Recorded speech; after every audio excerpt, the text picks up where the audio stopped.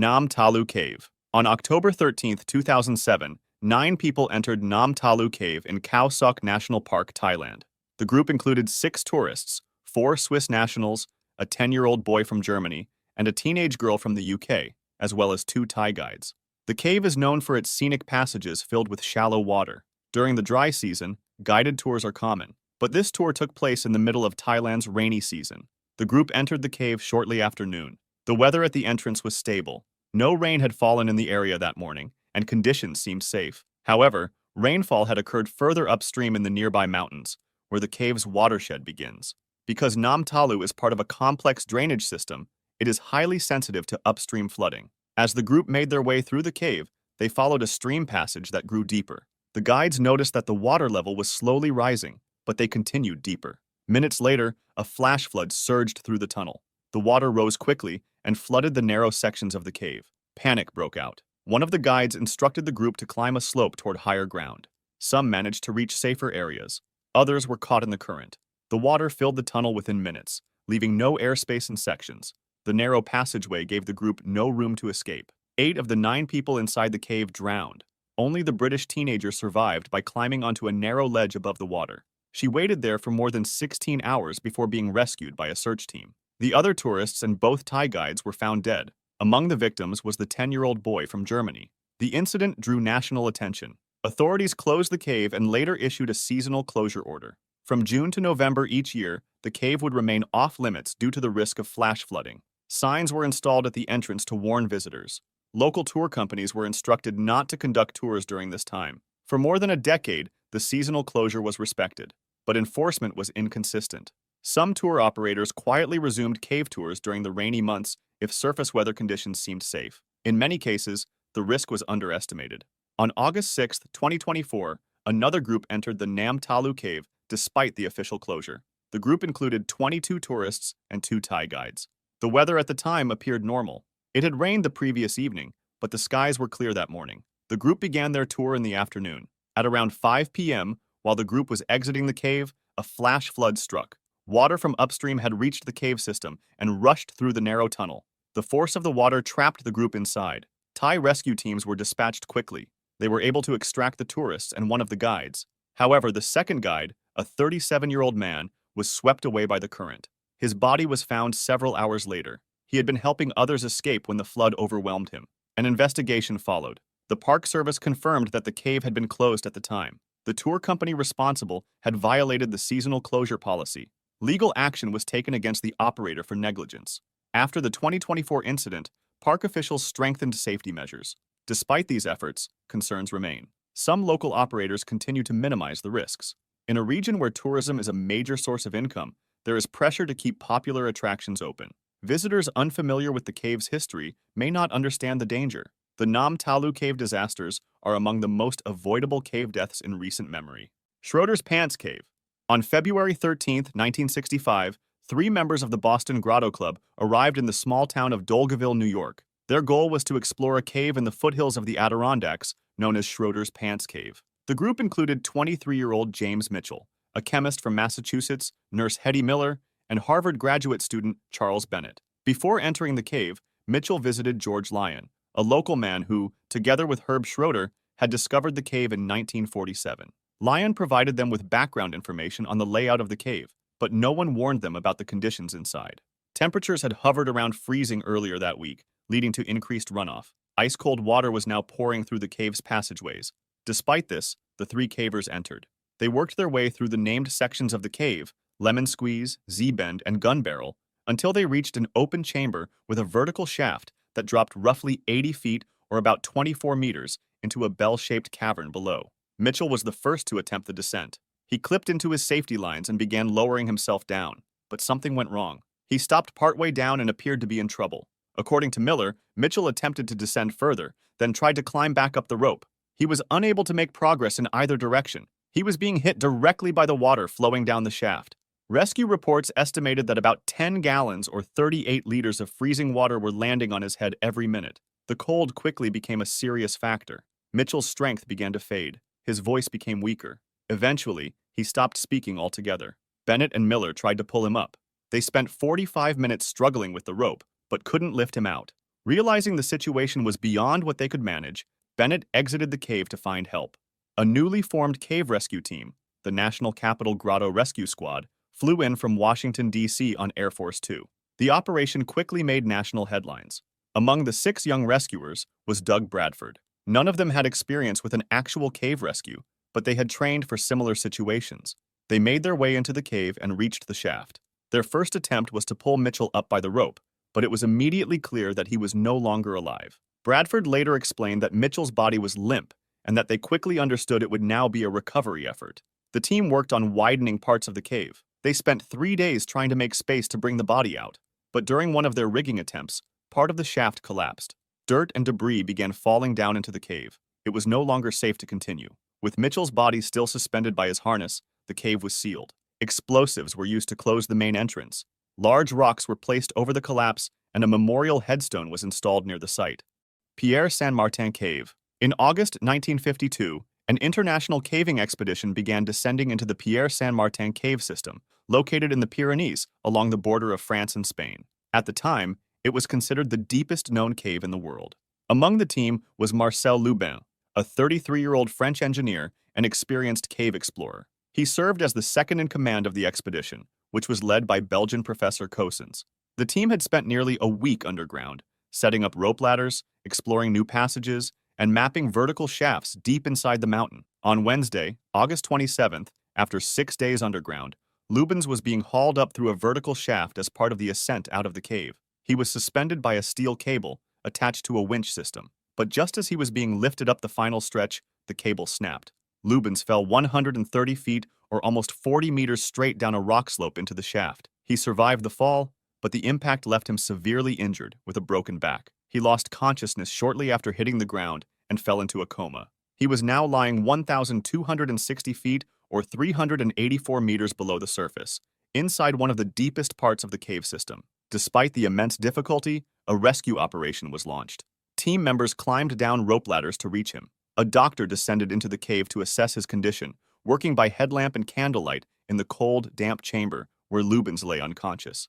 Despite the risks, a blood transfusion was performed in the cave, an extraordinary attempt at underground medicine. The rescue teams stabilized him as best they could. Over the next 2 days, they attempted to hoist him slowly back toward the surface using a manual winch system, but the shaft was narrow and conditions were dangerous. As the rescue progressed, rocks began to loosen inside the shaft. Falling debris now posed a danger not just to Lubins, but also to the cavers working below. On the evening of August 29th, after nearly 36 hours of rescue efforts, Marcel Lubins died underground. The Jordbrugrotta Cave Tragedy. On February 6, 2014, 5 experienced Finnish cave divers prepared to enter one of the most dangerous underwater cave systems in Europe, Pluragrotta, also known as Jordbrugrotta, located in northern Norway. Their goal was ambitious: dive through a 420 feet or 130-meter deep submerged passage, reach the other side of the mountain, and surface in a distant dry cave chamber. It was a journey that required precision, discipline, and perfect coordination. Each diver carried a closed-circuit rebreather, a high-tech breathing system that recycles air to allow deep dives for extended periods. The group was well prepared, but this cave had claimed lives before. The tunnels were narrow, the water near freezing, and the depth pushed the limits of human endurance. At first, everything went smoothly. The divers followed a fixed guideline that led through the submerged passages. They moved in a staggered formation, each managing their own buoyancy and trim in total darkness. After navigating through tight restrictions, they reached the deepest part of the route, where visibility dropped and the tunnels grew more unstable. Then, something went wrong. Around 360 feet or 110 meters deep, one diver, Jari, got stuck. It was in a narrow restriction between 2 rock walls, a point in the cave where movement was tight even in perfect conditions. He became wedged, unable to go forward or back, and his rebreather began malfunctioning. In moments like this, panic is fatal. Another diver, Patrick, tried to help, but the tunnel was too narrow for both of them to maneuver. Visibility was dropping fast, and the water temperature was just above freezing. Silt from the cave floor filled the tunnel, and now both men were blind. Jari's breathing became frantic, and soon his mouthpiece slipped out. Patrick tried desperately to hold onto him, to insert the backup regulator, to free his partner's arm, but the effort failed. He had to make a choice. Stay and die with him, or leave and find help. He left. Back at the surface, the remaining divers began to realize something was wrong. 2 men were missing. Emergency services were contacted, and within hours, the Norwegian police closed the cave. The bodies, they said, were unreachable, but the team didn't accept that. A few weeks later, a new plan was made in secret. A team of Finnish divers, including close friends of the deceased, returned to the cave against official orders. Over the course of 100 hours, they penetrated the deadly system again, this time solely for recovery. They worked in total silence, inching their way through the tunnel, navigating the same restrictions that had claimed their friends. When they reached the spot where Jari had died, they found his body still suspended in the narrow passage. His rebreather was flooded, his arms still in the same position as when he had last tried to escape. Behind him, deeper in the cave, they found Diver 2, believed to be Kai, who had died while attempting to reach or help Jari. His equipment was mostly intact, but he had run out of breathable gas long before help could have arrived. After carefully securing the bodies and extracting them through some of the tightest passages in the system, the team brought their friends home. It was one of the most difficult recovery dives in history, documented in the 2016 film Diving into the Unknown.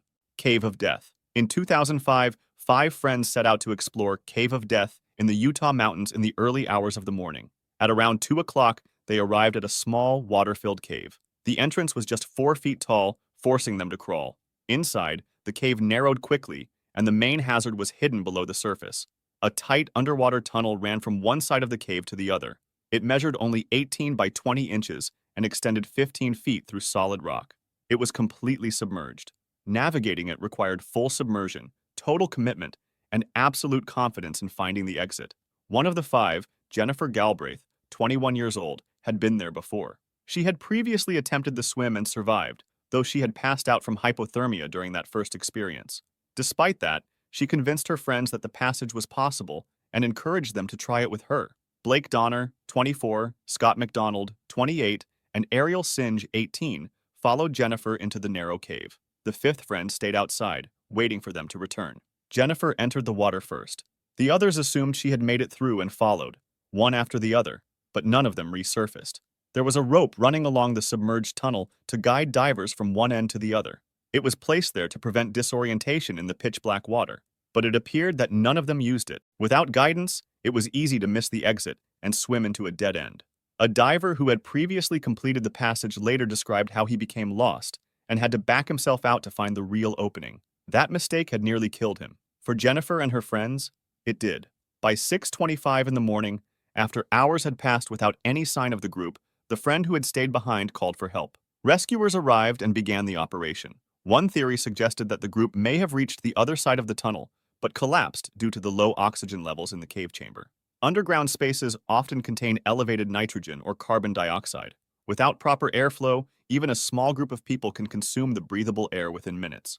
Once oxygen is depleted, confusion sets in, followed by unconsciousness. The tunnel was so narrow it could only fit one person at a time. Each friend likely entered the water expecting a clear path ahead, unaware that those before them had already failed to escape. When the bodies were recovered, they were found in a line, one behind the other, all facing the same direction. All of them were facing the exit. Driebelbis Cave Tragedy. It was late on Saturday evening, October 1st, 1983, when 6 experienced cave explorers entered Driebelbis Cave near the quiet town of Kutztown, Pennsylvania. These weren't beginners. They were seasoned spelunkers, well acquainted with the underground world. The cave was familiar terrain, a place they had explored before without incident. For several hours, they navigated the winding passages deep beneath the surface. Everything went smoothly until around 2 a.m., when the group decided to head back. Robert E. Scott, 36 years old, was at the rear of the group. He was third in line as they approached a narrow vertical slot just 75 feet from the entrance. 2 of his companions had already made it through safely.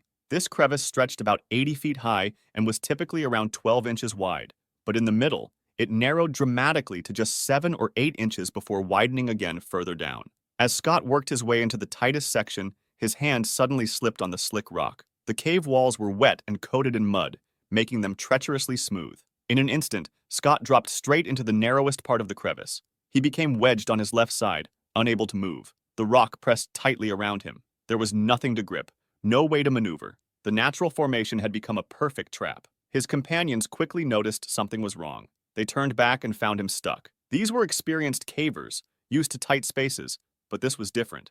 No matter what they tried, they couldn't free him. After 8 hours of failed attempts, they made a difficult decision. At 9:30 a.m. Sunday morning, they left the cave to call for help. Volunteers from 4 local fire departments rushed to the scene. But cave rescues are different from anything above ground. The responders were brave, but most had never faced a situation like this. It soon became clear they needed experts. By Sunday afternoon, 14 cave rescue specialists from the National Cave Rescue Commission arrived from Pittsburgh. They brought equipment, knowledge, and years of training. When they reached Scott, he was still conscious. He could talk. He was in good spirits. After more than 12 hours underground, there was hope. But as the day wore on, things changed. Scott's mood began to shift. He became hostile and irrational. He shouted at his rescuers and refused to cooperate. The team learned that Scott was epileptic. He had been given medication to prevent seizures, but it didn't help. His behavior became unpredictable. Despite the challenge, the rescue continued. A high line was strung above Scott. Slings were placed around his body to try and lift him out. But every time they made progress, he began thrashing violently. His movements undid their work and made the situation even more dangerous. Knowing this would take time, the team set up a full support system. They placed heat packs around him and directed high-powered lights toward his body to provide warmth. They even ran extension cords into the cave and used hair dryers to blow warm air into his clothes. Monitoring equipment tracked his vital signs. He was able to eat and drink. They gave him coffee, broth, hot dogs, and donuts. Physically, he was holding on, but mentally, he was slipping. The team believed calming medication was the only way forward. If they could calm him down, they might be able to free him. But the doctors on site refused to authorize it. In desperation, the team tried to call a doctor in California, someone who understood both medicine and cave exploration, hoping he would approve the use of a sedative. Meanwhile, they kept trying new extraction methods. Inflatable airbags were placed beneath him to lift his body. Grease was applied to reduce friction. The cave walls were lined with plastic, but nothing worked. The crevice held him tight, and every technique failed. By Monday morning, Scott had been trapped for more than 24 hours. Around 7 a.m., he was once again yelling at rescuers. Then suddenly, he went silent. He had lost consciousness. The rescue team responded immediately. They administered oxygen and injected warm intravenous fluids, but there was no response. After nearly 30 hours, Scott's body had reached its limit. With Scott now unconscious, rescuers made the painful decision to use aggressive extraction methods. They no longer had to worry about causing pain. Saving his life was the only concern. Using the high line and slings, they began pulling his body upward. The process was brutal, but it was the only chance left. At 12:25 p.m. on Monday, October 3rd, Robert Scott was finally freed from the rock that had held him captive for over 30 hours. The team worked frantically, hoping he had slipped into a deep hypothermic state and could still be revived. But it was too late. Shortly after reaching the surface, Scott was pronounced dead. The coroner's report revealed the cause of death: congestive heart failure due to irreversible shock. Wabasha Street Cave Tragedy. On April 27, 2004, 5 teenagers entered the Wabasha Street Cave system beneath the city of St. Paul, Minnesota. They had heard about the caves from friends and decided to explore them. The group included Nicholas Lee Larson, 17 years old, Natalie Lorraine Van Vorst, 17, and Patrick Gerard Dagg, also 17. 2 other boys were with them, both the same age. None of them had any reason to believe the air inside the cave would be dangerous. The Wabasha Street Caves are part of a vast network carved out by miners in the 1800s. The system stretches for miles beneath the surface and has long been a magnet for thrill seekers. Warning signs had been placed at the entrances, even referencing the deaths of 2 other teenagers in 1992. But the system remained easily accessible, with dozens of unmarked entry points scattered throughout the area. The group entered through a small opening barely large enough to crawl through. Once inside, the tunnels widened. They walked upright, using flashlights to find their way. They traveled approximately 600 feet into the cave before the effects of carbon monoxide exposure began to appear. Carbon monoxide is an odorless, colorless gas. In caves, it can accumulate over time from fires lit days earlier. With limited airflow and no natural ventilation, the gas settles into low areas and stays there. At some point, the teens began to lose consciousness. One of the boys blacked out, then regained awareness alone in the dark. He managed to find a narrow shaft leading to the surface and escaped. He was the only one able to call for help. Emergency crews arrived quickly. When they entered the cave, they found 3 of the teenagers already dead. Another was still alive but unresponsive. He was transported to a nearby hospital and placed in a hyperbaric chamber. Doctors attempted to remove the carbon monoxide from his system, but his condition was critical. The boy who had escaped was also treated at the hospital and later released. He had been briefly unconscious but managed to survive. The names of the 2 surviving boys were not released. That same night, Fire crews sealed the entrance the group had used. Large rocks, tree limbs, and dirt were piled over the opening to prevent others from entering. But the cave system has dozens of entrances, many of them undocumented. Officials admitted that it was impossible to completely close off the entire network. Sweet Potato Cave. On February 27, 2004, a group of Boy Scouts gathered at the entrance of Sweet Potato Cave in rural Kentucky. It was a bitter winter morning, and frost still covered the surrounding hills. Among the group was 14-year-old Jesse Gott, a scout known for his adventurous spirit. The boys had explored this cave before and were familiar with its layout. Spirits were high as they prepared to descend underground. Sweet Potato Cave is part of a limestone cave system hidden in the Kentucky woodlands. Its narrow passages, carved by underground water over thousands of years, wind deep into the earth. The entrance is small and surrounded by trees, with paths that vary from tight crawls to moderately sized chambers. Though the group had been inside the cave previously, some passages required careful navigation, even for experienced cavers.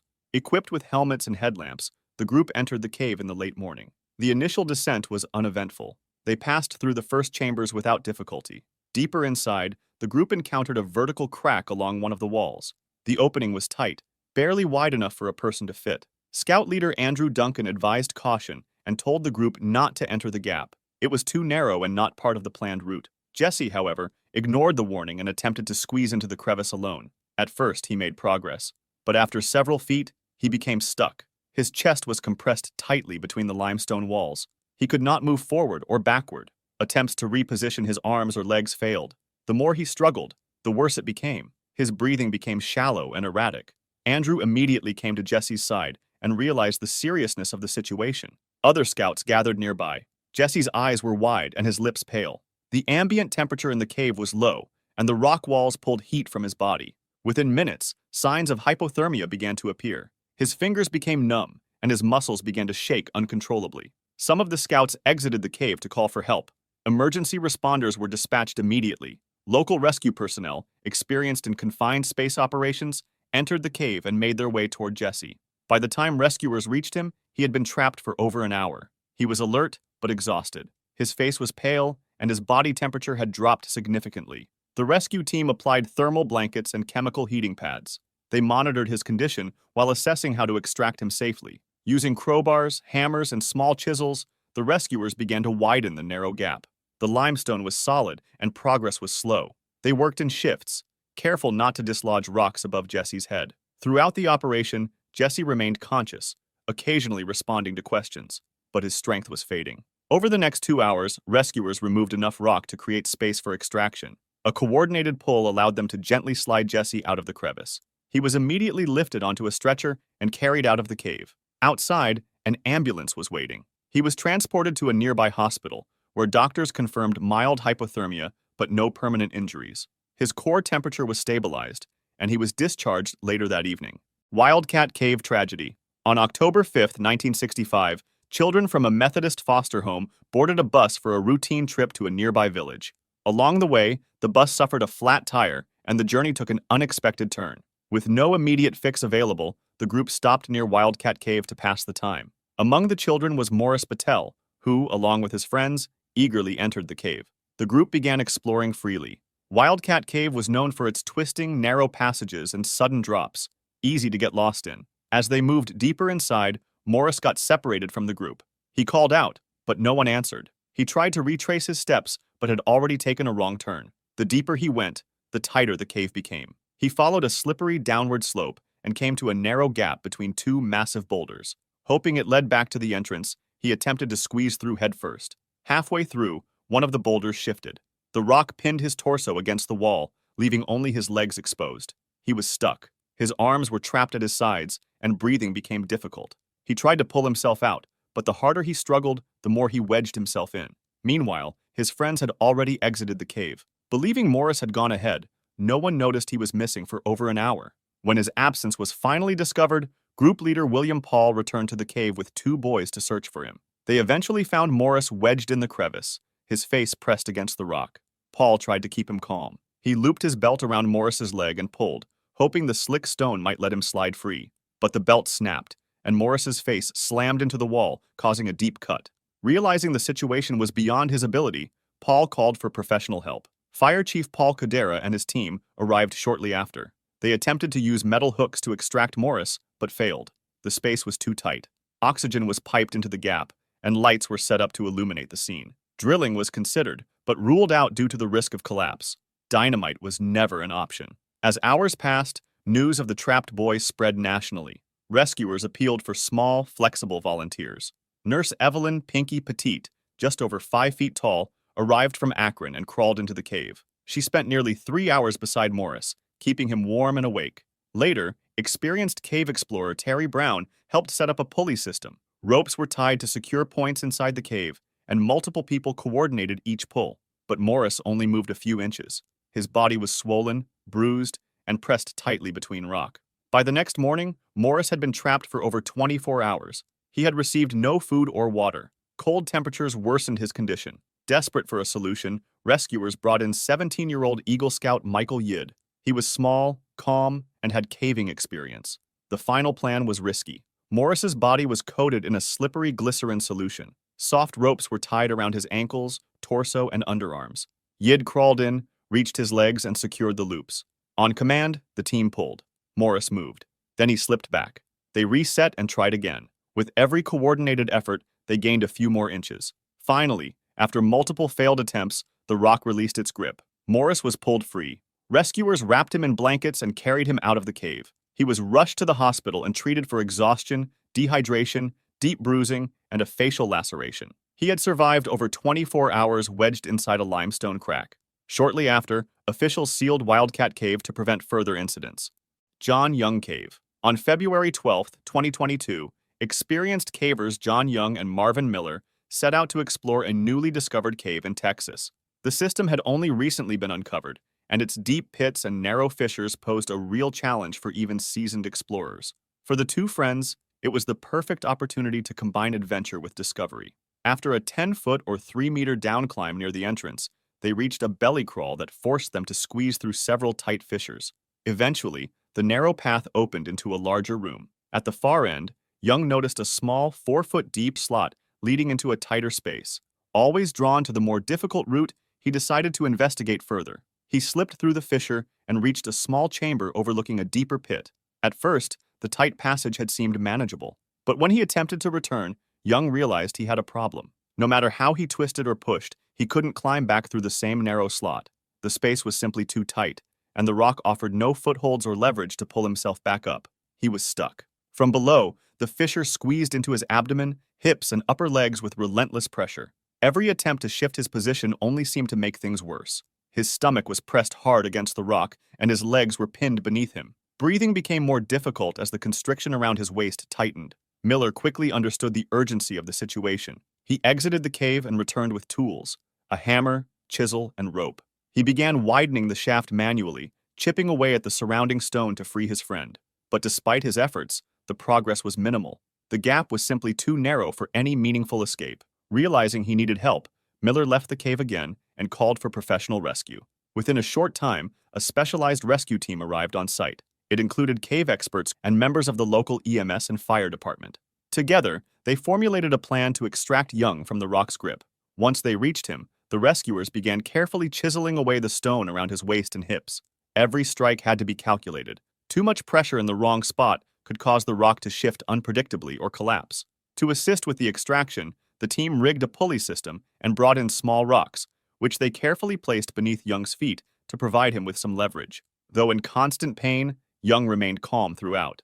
The crushing pressure around his groin and abdomen was nearly unbearable, and the extended immobility caused his muscles to cramp severely. Still, he focused on timing his movements with the rescuers' efforts. With the crevice widened just enough and a solid foothold beneath him, Young began to push upward with what strength he had left. At the same time, rescuers above coordinated their pull through the pulley system. Progress was slow, but steady. Each inch gained brought him closer to freedom. Finally, after several hours of intense work, John Young was freed from the fissure. He was lifted out of the cave and assessed by medical personnel. Aside from severe bruising, exhaustion, and muscle soreness, he had escaped serious injury. Hidden Cave Tragedy. On April 8, 2012, 24-year-old Guillermo Pino Jr. joined friends and family on a casual trip to Arroyo Tapiado in California's Anza Borrego Desert State Park. The area is home to a vast network of fascinating unmarked mud caves.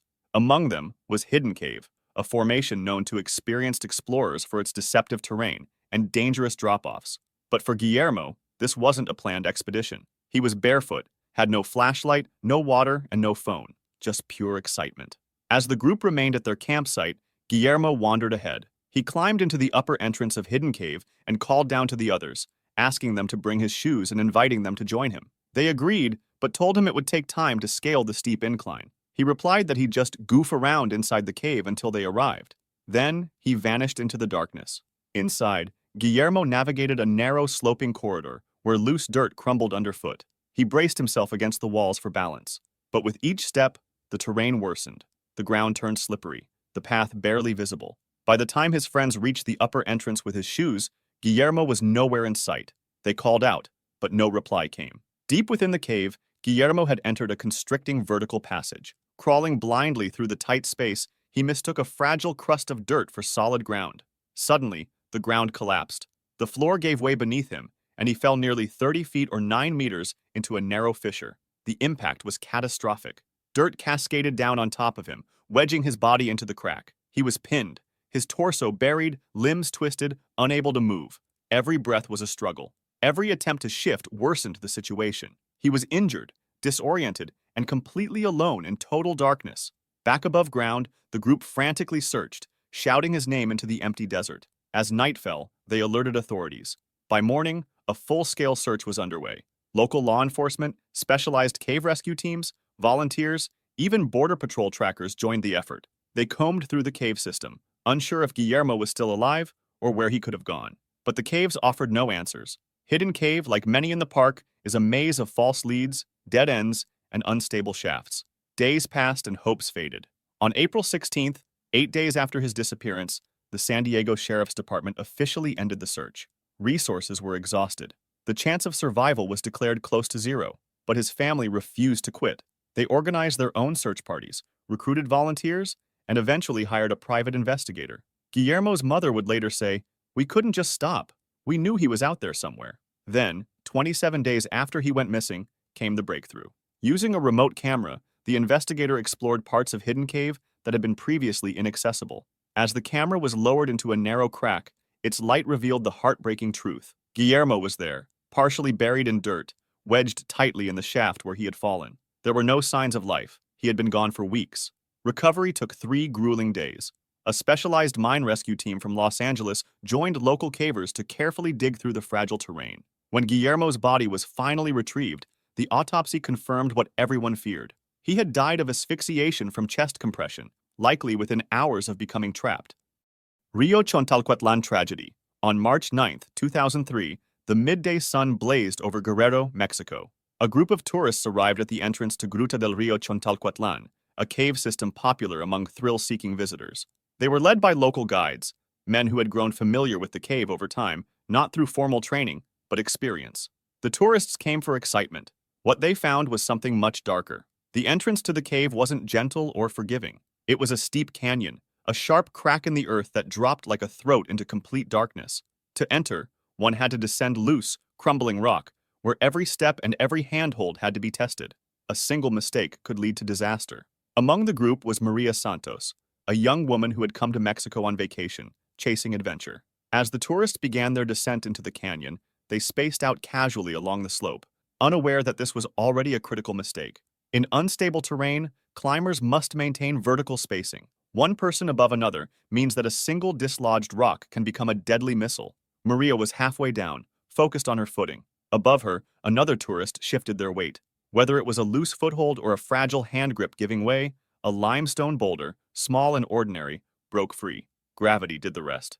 The rock accelerated down the slope, just a few pounds in weight, but at that speed, it became a lethal weapon. In the dim light, Maria never saw it coming. The stone struck her head with devastating force, like a sledgehammer blow from above. Her hands lost their grip, her feet slipped, and then she was falling. Her body tumbled violently down the canyon wall, bouncing off jagged rock, each impact worsening the injuries. They could do nothing but watch as her body tumbled out of sight. A long, heavy silence followed, interrupted only by the quiet shifting of rocks below. The guides froze. They had seen accidents before, but this was different. A tourist had just been killed under their watch. The group panicked.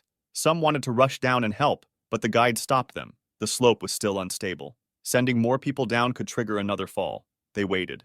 Hours passed. When rescuers finally reached Maria, they confirmed what most already feared. The trauma from the initial impact was catastrophic. Even without the fall, she likely would not have survived. The rescue team now faced the grim task of recovering her body from the same deadly slope. It took hours. Every step risked dislodging more rock. The rescuers used ropes and anchors, carefully maneuvering around unstable sections of the canyon. They had to secure Maria's body to a stretcher and haul it back up the jagged path without triggering another collapse. When they finally reached the surface, the full tragedy became clear. Roubidoux Spring Cave. On August 23, 2003, 3 experienced cave divers stood at the edge of Roubidoux Spring Cave in Missouri. Among them was 50-year-old Stephen Wybrocht, a dedicated diving enthusiast. With him were Ron Shirley and John Davis, both seasoned cave explorers. They had been planning this dive for weeks, excited to reach the enormous underground chamber known as the Big Room, hidden 1,400 feet or 427 meters from the entrance and 165 feet or 50 meters beneath the surface. Roubidoux Spring Cave is not a place for amateurs. Its twisting tunnels and deep passages require extensive planning, training, and specialized gear. All 3 divers carried the required certifications, and their equipment reflected the seriousness of the dive. They wore dry suits to shield themselves from the cold 50 degrees Fahrenheit or 10 degrees Celsius water and insulating layers underneath to maintain body heat. Each man carried twin tanks filled with trimix, a carefully balanced mix of oxygen, nitrogen, and helium. Additional stage bottles were strapped to their gear, one filled with trimix, the other with nitrox for decompression. The divers also brought underwater scooters, handheld propulsion devices that would help conserve energy and air. For Stephen, this was his first dive using one. It was supposed to be a new milestone in his diving journey. They entered the spring pool and began their descent. The water at the surface was crystal clear, but they knew visibility could vanish deeper in, where a careless kick could stir up clouds of silt. Their first stop was the drop-off, a point 350 feet or 107 meters into the cave, where the floor suddenly falls from 50 feet or 15 meters to over 130 feet or 40 meters. There, they would leave their nitrox tanks to use later on their way out. Switching to their Trimix travel tanks, they powered on their scooters and continued into the deeper zone known as Wichita Avenue. The passage stretched for over 1,100 feet or 335 meters and stayed close to 150 feet or 46 meters in depth. Their lights cut through the black water, revealing ancient limestone formations and flashes of cave-adapted life. But beneath the calm surface of the dive, trouble was already brewing. Stephen's stage bottle was draining faster than expected. Whether from adjusting to the scooter or a small leak, he began using his back-mounted tanks sooner than planned. He didn't mention it to the others. The group pressed on and finally reached the big room, a wide, eerie chamber so massive their lights couldn't illuminate the entire space.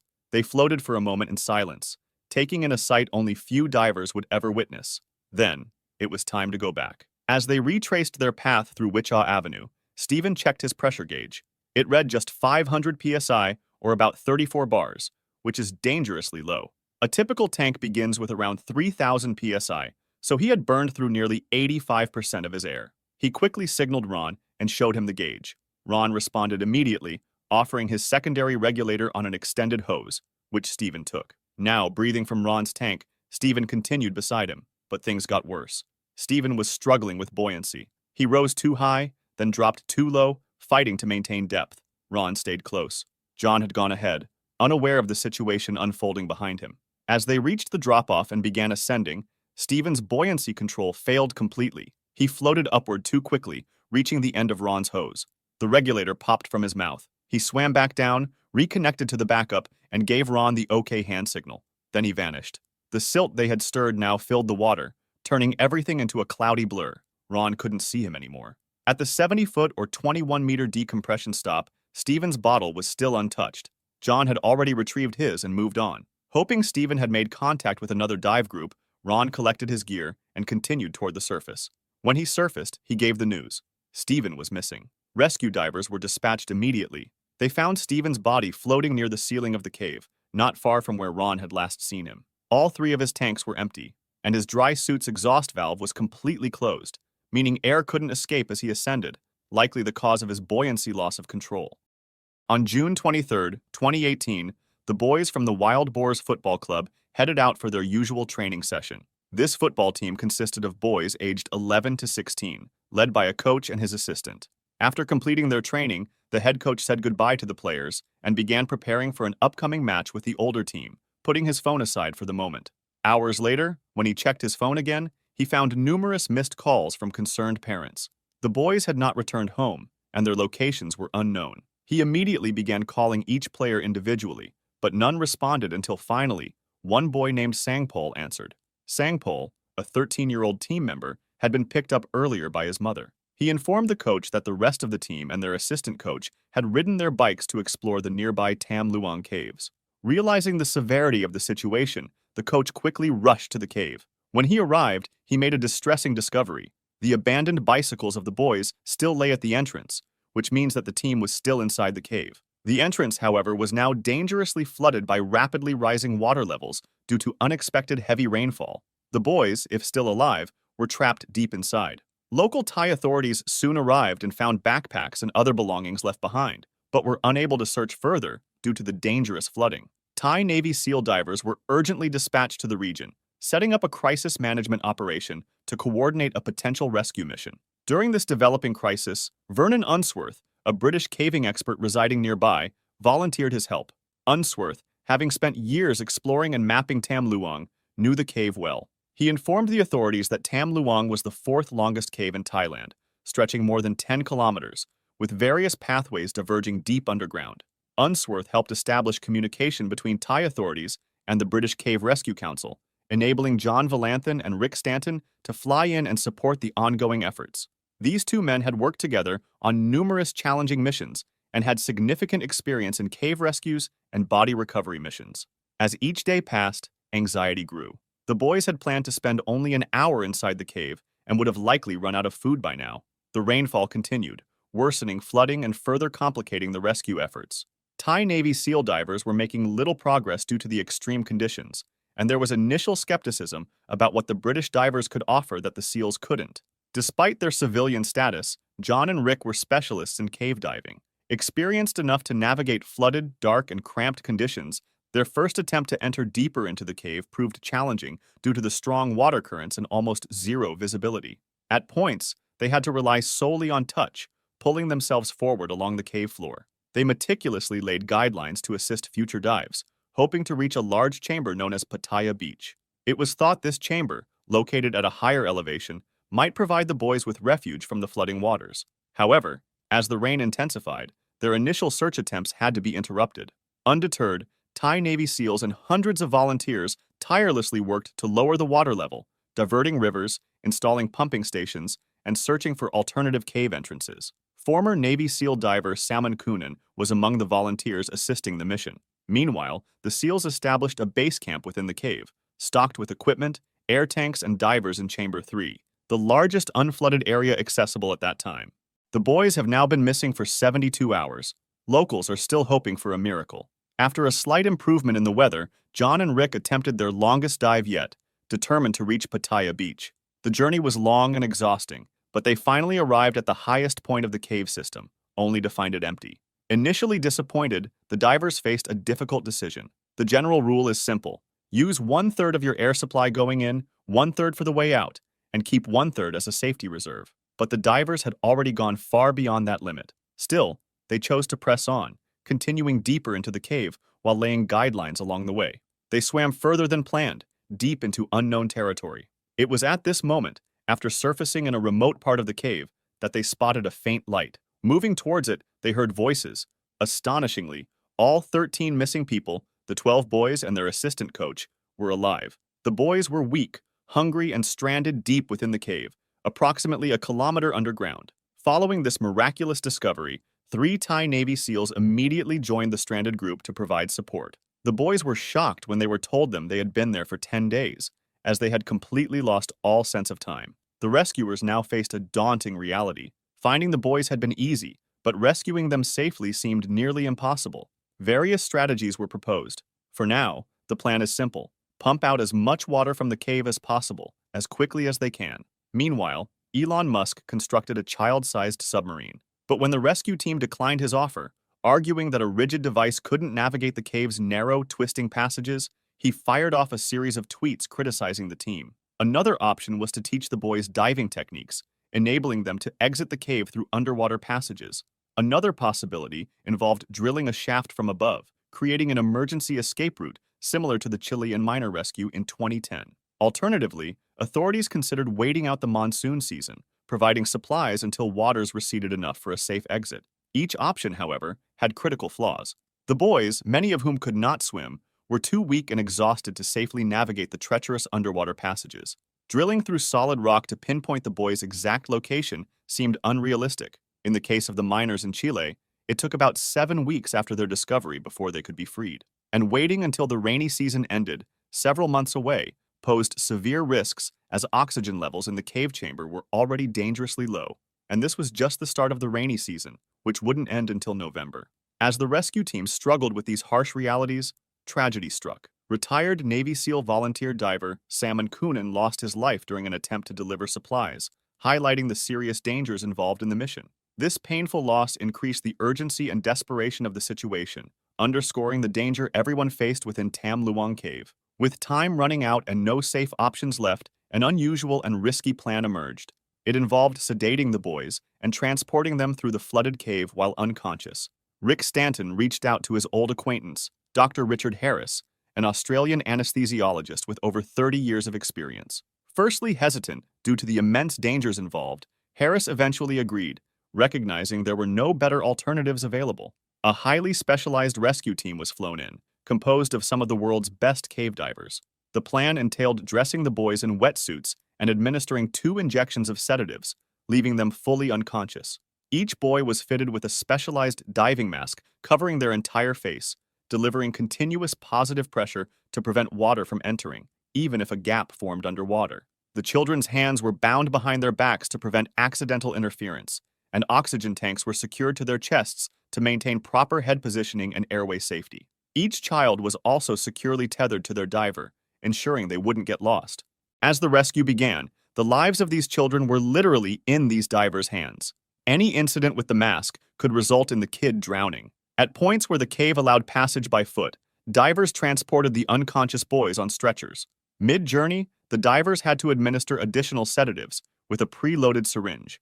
Although the divers constantly worried for the boys' safety, confidence began to build after the first 2 boys successfully reached Chamber 3. Somehow, the plan seemed to be working. At Chamber 3, the water had been successfully drained enough for the Thai Navy SEALs and volunteers to carry the boys safely through the remaining challenging terrain. News of the successful initial rescues spread rapidly, bringing hope and relief worldwide. On the first day, 4 boys were rescued. Another 4 followed the next day. On the final day, 4 more boys and their assistant coach remained. The rescue went according to plan, until a major complication arose with the smallest boy. The positive pressure mask was too large for his face, failing to create a watertight seal. Despite desperate attempts to tighten the mask, divers had to resort to an alternative, a smaller recreational children's mask, barely suitable for the circumstances. Despite difficulties, they secured the mask as best as possible and proceeded, hoping for the best. Miraculously, despite all obstacles, the final group made it safely out of the cave. The entire world celebrated as the last boy and their assistant coach emerged, completing the rescue successfully. However, the operation was not without cost. Beirut Pakbara, another Thai Navy SEAL petty officer, contracted a severe blood infection during the rescue mission and passed away 1 year later. Howard's Waterfall Cave. On the morning of April 16, 1966, 9 boys from Boy Scout Explorer Post 76 met at a community center in Atlanta. They had formed the group just weeks earlier, and this was their second outing. The previous week had been a simple bike ride. This time, they were headed to Howard's Waterfall Cave in Georgia. The boys had caved before and were excited for a bigger challenge. Their leader, Phil Howe, was an experienced caver. Along with assistant leader Mike Moss, he made sure the boys were dressed for the cold, carried enough food, and packed more water than they needed. One of the boys even joked the night before that they had enough supplies to last a week. By around 9 a.m., they arrived at the cave entrance. It was spring, and the entrance was muddy, but wide enough to walk upright. They cleaned themselves off with extra water and lit their carbide lamps. These lamps, commonly used in the 60s, burned calcium carbide and provided steady, reliable light underground. By 12:30 p.m., the group reached a vertical section inside the cave. Just 300 feet from the entrance, the passage dropped into a large open chamber. The pit was about 40 feet deep, but had ledges that made climbing manageable. Mike climbed to the bottom, while Phil stayed above to guide the boys down to a ledge halfway. As one of the last boys began his descent, Mike suddenly noticed something strange. A bright flame shot out from the cave wall, like a blowtorch. In seconds, it erupted into a fireball. The explosion knocked Mike and several of the boys off their feet. Their lamps went out. The chamber was plunged into darkness. Disoriented and surrounded by smoke, Mike crawled blindly through the passage until he eventually saw daylight and found a way out. He immediately called for help. Rescue teams arrived quickly. Within hours, hundreds of cavers gathered at the scene. 5 rescuers entered the cave first and found 6 of the boys. One of them was severely burned. He had likely been closest to the flame. An ambulance took him to the hospital with 3rd-degree burns. The others were helped out. Phil was still on the ledge. He had been just 20 feet above the chamber floor and within minutes of the entrance. But when he tried to move, he felt faint. He couldn't climb. The rescuers tried to go back in, but now there was a new danger. A strong smell of gasoline was spreading through the cave. They didn't know where it was coming from. As they went deeper, the fumes became overwhelming. Several rescuers collapsed. 2 died before they could be pulled out. A pocket of carbon monoxide had formed between the entrance and the trapped group. At 6:30 p.m., lights were set up outside the cave. Fire protection specialist Staff Sergeant Leroy Coxwell entered the cave with breathing equipment. He found the remaining boys alive, but still trapped behind the poisonous air. He told them to stay calm, and that help was coming. It took another 4 hours to get more air tanks and equipment ready. At 10:30 p.m., Leroy and a new rescue team went back in. They fitted the boys with masks and led them through the gas-filled passages. All 3 remaining boys made it out, but Phil didn't. At some point, he had tried to move through the gas on his own. He didn't make it far. Carbon monoxide poisoning killed him before rescuers could reach him. For years, no one knew what caused the explosion. Some believed a natural fungus might have produced flammable gas. But eventually, investigators discovered that a broken underground gasoline tank from a nearby gas station had been leaking fuel into the ground. The vapor had traveled through cracks in the rock and pooled inside the cave. When the gas met the flame from a carbide lamp, it ignited. Today, that part of the cave is known as the disaster room. Ellison Cave Tragedy. On September 14, 2023, 6 people entered a remote cave system in northern Utah. Among them was 44-year-old Cindy Reed, an experienced caver who had explored the area before. With her was her 17-year-old daughter Emma, as well as Alex Martinez, a structural geologist, Brooke Harris, a trained paramedic, James Liu, a recreational caver with a mapping background, and Daniel Moore, the youngest of the group, skilled in rope systems. The trip was meant to be part exploration, part bonding. Cindy wanted to show Emma the caves she had come to know over the years. At first, everything went as expected. Wide passages, cool air, the steady rhythm of movement underground. The group progressed slowly and carefully, adjusting equipment as the cave began to narrow. As they moved deeper, the open areas gave way to tighter corridors. Cindy stayed at the front. She had been here before and remembered the path. Emma followed close behind. Her breathing was steady, but Cindy could tell she was growing nervous. They soon reached a crawlway Cindy recalled from a previous trip, narrow and rough, but passable. She decided to go in first. The passage was tight from the start. Sharp rock pressed against her arms and ribs as she inched forward. She exhaled to slip through a narrower section, expecting the space to open up just ahead, but it didn't. The walls tightened. Her hips became wedged between 2 slabs. She shifted her body, trying to turn slightly, but the rock didn't allow it. A sharp pain shot through her chest. Her breathing turned shallow. She tried to move backward, but her arms were pinned. Her legs couldn't shift. The stone pressed in from every direction. She called out, but the sound didn't carry far. Behind her, Emma heard the panic in her mother's voice. Cindy's breaths grew faster, then weaker. Her chest couldn't expand. Her voice fell silent. Emma ran for help. The others moved quickly, but the cave slowed them. The path was confusing, full of turns and tight crawls. By the time they reached the passage, Cindy had already stopped responding. One member of the team crawled in far enough to reach her body, but she was no longer breathing. The position she had been stuck in made it impossible to get enough air. Her ribs had been compressed. She had suffocated inside the crawl, unable to move, unable to call for help. Outside the cave, Emma stood in silence. Her mother had spent years underground and knew what could go wrong. But that day, the rock didn't give her a way back out. Bukidnon Cave Tragedy. On March 10, 2024, 8 men entered a remote cave in Sitio Bukidnon on the Philippine island of Mindanao. Among them were Bibo, Rowney, John, and Doy. They weren't ordinary tourists or trained cavers. They were treasure hunters. convinced they had found the site of Yamashita's gold. For weeks, they had studied old maps and followed whispered clues passed down through generations. Legends said that in the final days of World War II, Japanese forces buried stolen gold in the mountains of the Philippines to keep it from being captured. Many had searched before. Most had returned with nothing. Some had never returned at all. But these 8 believed they were different. They wore protective suits and carried tools. They thought they were ready, but they lacked one critical thing: experience. None of them had proper training in cave exploration. None of them understood what really waited beneath the ground. That Sunday morning, they stepped into the cave. The entrance behind them faded into blackness as they moved deeper. Their headlamps lit only the rock a few steps ahead. The air turned heavy. The walls pressed in. Still, they pressed forward, driven by excitement and the lure of buried treasure. When they reached the chamber they had marked, they began to dig. Hours passed. The only sound was the scrape of metal against stone. Then, something changed. A sharp metallic clang rang out. Buried beneath the cave floor was a rusted metal crate. As they scraped away more dirt, adrenaline surged through the group. They had found something. Maybe it really was gold. Then came a faint hiss. At first, it was barely noticeable, just a faint breath of air slipping out from the shifted earth. But it didn't stop. Smoke began to seep from the ground, dark and heavy. The air changed. A strange scent filled the cave. Their throats burned.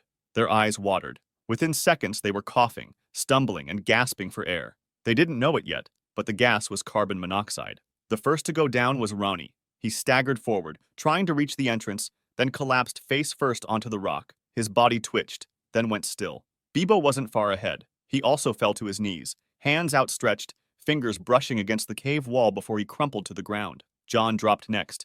He tried to crawl but collapsed mid-motion. Doi was the last. He made it farther than the others, almost to Bibo, but his legs also gave out. His vision blurred. His chest burned with each ragged breath. He coughed once, then sank slowly to the floor. Outside, 4 others emerged from the cave in chaos. They collapsed on the rocks, coughing and choking, gasping for air as their bodies tried to purge the poison. They had barely made it out. But inside, 4 men remained trapped in the dark. By nightfall, local authorities and emergency crews arrived, but they couldn't go in. The cave was still filled with carbon monoxide. Even trained rescuers risked dying if they entered without protection. Hours later, wearing oxygen tanks and protective gear, a rescue team descended into the cave. The deeper they went, the heavier the air became. When they reached the chamber, the scene was silent. The 4 men lay motionless, frozen in their final moments. The bodies were carefully brought out and families gathered outside. Officials shook their heads. Once again, the legend of Yamashita's gold had turned deadly. The survivors were hospitalized for severe carbon monoxide poisoning. One of them later said, "It happened so fast. 1 second we were digging. The next, everything went dark." If you enjoyed this video, subscribe for similar ones and feel free to drop suggestions for the next video in the comments.